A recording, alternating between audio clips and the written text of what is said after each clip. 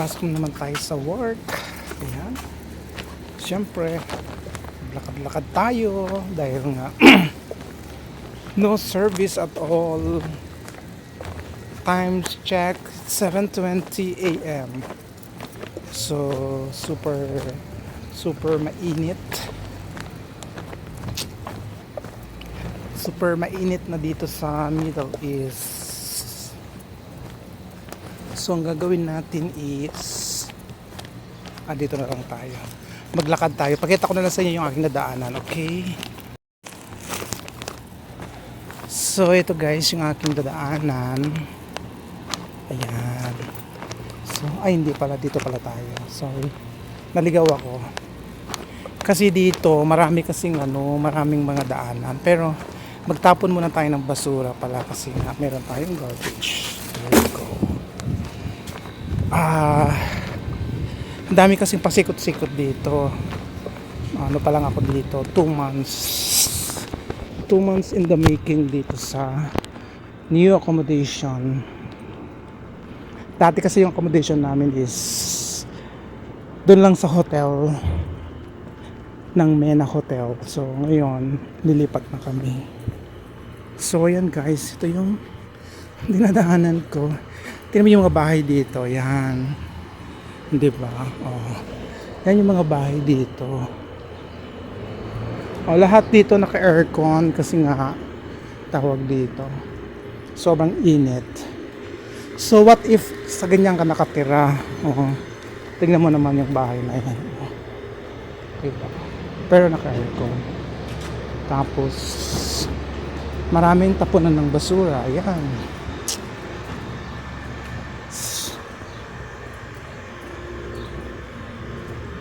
Exercise na din. Maganda rin dito pagka malamig na siya. Kasi pag malamig kahit malayo yung lalakarin. Pero pag ganito, ayan, papakita ko sa inyo. Ayan yung accommodation. Puro mga kabahayan kasi dito na area. So dito lang yung medyo mura yung upahan. Pag gusto mo naman ng medyo mamahalin, dun ka sa parang Makati area kumbaga sa Pilipinas. Dito naman parang lang to, tondo. Ganun. Pero ang yaman nila ang daming sasakyan kung napansin ninyo, di ba? Ayan tingnan niyo yung tsura ng building nila, di ba? Parang mga lang yan, bloke. Tapos para-parehas pa yung kulay. Pero huwag kayo ang mga sasakyan naka-parking. Tapos to naman yung nagko-collect ng basura. Yan. So, nangongolekta siya ng basura. Kaya malinis dito talaga sa Saudi Arabia. Kasi meron talagang nagko-collect. Tapos, ayan, lalabas na tayo. So, nandito na tayo ngayon sa highway. Okay. So, nandito na tayo ngayon sa highway. Tingnan niyo kung gaano kaganda yung kalsada dito. Ayan. So, dito tayo sa may lilim.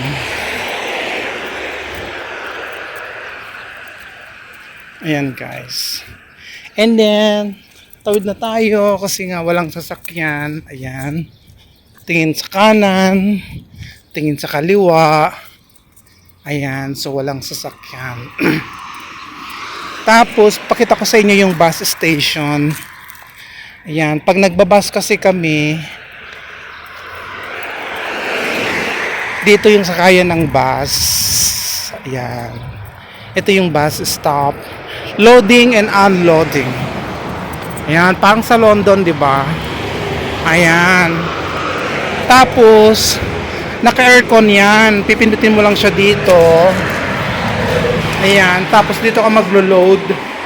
Diyan ka maglo-load, diyan may papasok yung cart, itatap mo lang siya, ganyan. Tapos syempre may upuan ka, super lamig, super linis, ganda. Pero huwag ka matakot kasi may camera yan, no? So, diba ang ganda-ganda. So, yan, pag nainitan ako, dyan ako, pumupunta. Tapos, Dadaan tayo sa park. Ayan. May mga nag-exercise din dito ngayon. Ayan, nandun si Lolo nag-exercise. Ganda-ganda. Apak tayo sa ano, yan sa tawag dito sa damo. Ganda ng damo, oh. Very refreshing. O, di ba? Nakapag-live na ako, ay nakapag-vlog na ako. Papasok pa ako sa work. Yan ang ganda.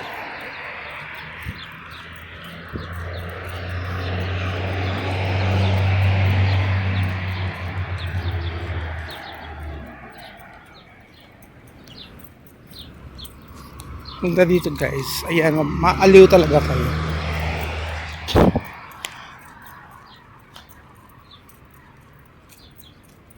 Ayan.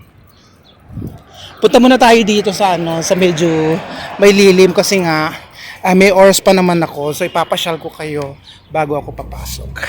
Ayan. Ayan. Dito maganda mag-picnic-picnic kasi nga may puno. Tapos ayan, 'di ba, kung nakita ninyo, 'di ba, mga damo-damo, ganyan. Oh, tapos may baon ka ng ganito. May baon ako dito. Kanin nga lang. Oh, daan ko kayo dito sa may ano, dito tayo dadaan sa may tawag dito. Wala na kasi yung fountain. Tinanggal na yung fountain dito. Tapos sarap maglakad do.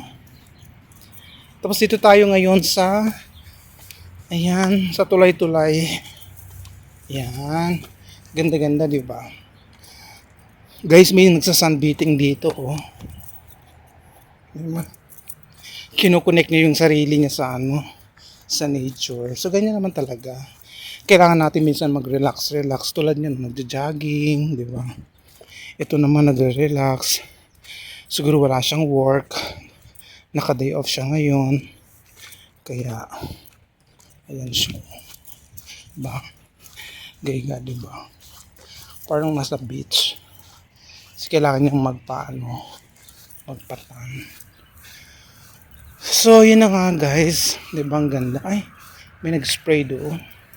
Wag na doon. Balik tayo doon sa may highway. Ayan yung sinasabi kong bus. Ayan. So, minsan yan na talaga yung magandang ano dito, na i-provide ng gobyerno yung public bus na yan kasi nga ang for reals mo is good for 2 hours. Ayan. Medyo maalikabok lang talaga yung ano, dadaanan natin, pero syempre ginusto natin yan. Tawid muna tayo. Ayan. Diyan ako tumawid do. Ayan, no. So medyo nadumihan talaga yung pants ko, pero okay lang, pagpagin na lang natin mamaya. Siyempre alam nyo naman, diba? Vlog tayo. And dito na tayo dumaan sa ano, tawid na tayo. Kasi kailangan natin tumawid para ano, tawid tayo sa kabila.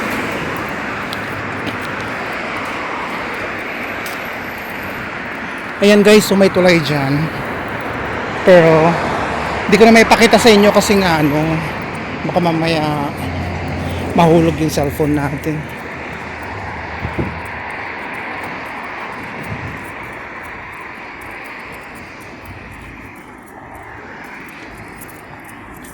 Tawid.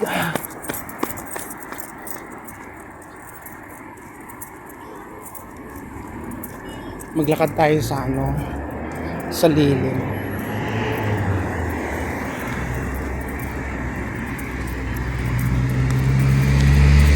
Lakad tayo sa lilim guys. So dito tayo ngayon maglalakad sa gilid-gilid lang. Gilid-gilid lang. Kasi nga sobrang init dyan, no? Tignan nyo naman yung init na yan. So dito lang ako. Ay na. Walking tayo ng mga 15 to 20 minutes every day.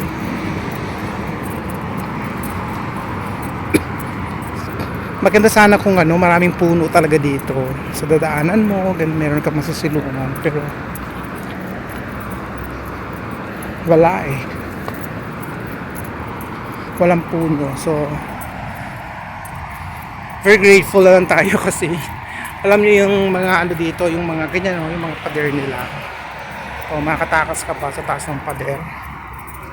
Eh mataas yung pader, so ang advantage is may masisilungan, di ba? Kasi nga sa sobrang init nga ng panahon dito. Alam nyo ba guys, ngayon ko lang na-appreciate dito sa Middle East yung mga puno. Kasi sa Pilipinas ang dami natin mga puno, ang dami nating masisilungan, di ba?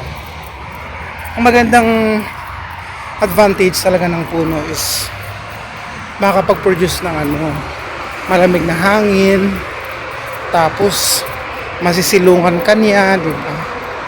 O, tulad niyan, hindi na tayo pwedeng dumaan doon sa kabila kasi nga ano na, crowded ng mga ano na siya, ng mga damo-damo din nila. So tawid na tayo.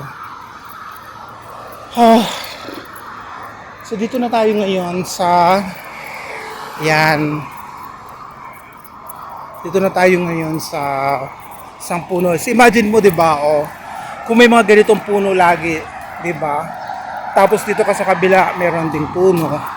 Eh di tawag dito, makakapag-relax ka, 'di ba? So malapit na tayo, guys. Konting ano na lang. Konting kembot na lang at mararating na natin yung ating destination. At least meron na tayong ano, vitamin D. Hinga lang talaga. So init pa talaga vitamin D. Yan. So pakita ko sa inyo ulit yung dadaanan ko, ha. So ayan, malapit na tayo. Yung building na yan, dyan tayo mag-work. Okay, so we're a little bit closer. Closer. So ganun, guys. Sana pala nagdala ko ng payong nung umuwi ako. Kasi malayo pala talaga yung lalakarin. Anyway, nung pagbalik ko kasi, nasa Pilipinas pa ako nung lumipat sila. So hindi ko alam kung gaano kalayo yung lalakarin pala. Kaya siling muna tayo ng konti dito. Kapagpagin muna natin yung ating katawan kasi nga nalikabukan tayo. So yan, guys. Nalikabukan yung ating pantalon. Ayan. So pakita ko sa inyo yung aking pantalon, ha. Hindi ganyan yung alikabok na kumakapit sa aking paa. Ayan, nagchichinelas ako. Tapos ayan, pag. Kasi nga sobrang alikabok. Tapos mamaya, pag nasa work na ako, andun naman yung shoes.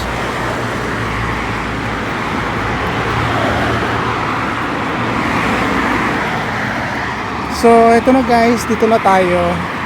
Okay. And malapit na tayo makarating sa ating working place. Yan, maraming salamat sa inyong panonood sa aking maikling vlog. Kung hindi ka pa nakapag-subscribe sa aking video, please don't forget to click subscribe, like, and share. And thank you for watching, everyone. God bless. Bye-bye.